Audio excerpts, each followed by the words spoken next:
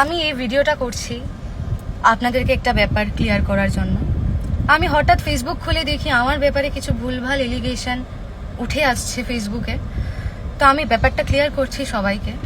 আজকে আমি শান্তির বাজার আমন্ত্রিত ছিলাম, এখানে চলছে MLA কাপ ফাইনাল ম্যাচ। আমি এখানে আমন্ত্রণ ছিলাম, আমি গান করেছি। তো হঠাৎ দেখতে পেলাম ব্যাপারটা এমনভাবে আসছে যে আমি নাকি BJYM লেখা ছিল এখানে দাঁড়িয়ে গান করেছি।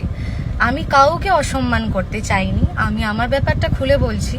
আমাদেরকে মাঠে জায়গা দেওয়া হয়েছে, আর ঠিক যে জায়গায় আমরা দাঁড়িয়ে গান করেছি শুধুমাত্র আমি একা করিনি, আমরা যতজন আর্টিস্ট ছিলাম আমাদেরকে ওখানটাই দাঁড়িয়ে গান করতে হয়েছে। আজকে আমি ভুলবশত ওখানে দাঁড়িয়ে গান করেছি বা আমরা কেউ দেখতে পাইনি, তার জন্য যখন ওরা ক্রিকেট খেলবে তখন তো পুরো মাঠটায় খেলবে, তখন কি ওখানটায় পাড়া পড়বে না? এটা শুধু কি আমার বেলায় হচ্ছে? তাও আমি মন থেকে সরি বলছি, আমার এরকম কাউকে অসম্মান করার কোনো চিন্তা ভাবনা ছিল না।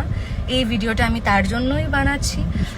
আমি একজন শিল্পী, আর আমার জন্য সামনে ভোকাল মনিটর ছিল, আমি পাচ্ছিলাম না, আমাদের মনিটরগুলো সামনে ছিল, তো আমার শুনতে অসুবিধা হচ্ছিল, তাই আমি ওই জায়গাতে আমার দাঁড়িয়ে গান করতে হয়েছে।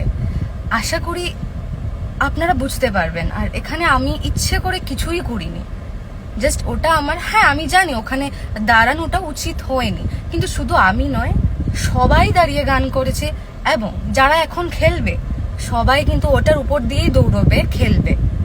আমি কাউকে অসম্মান করতে চাইনি। আশা করি আপনারা আমার ব্যাপারটা বুঝতে পারবেন। আর যারা আমাকে ভালোবাসেন, আমি চাইবো আপনারা প্লিজ আমার পাশে থাকবেন। থ্যাংক ইউ, আর ওয়ান্স এগেইন সরি।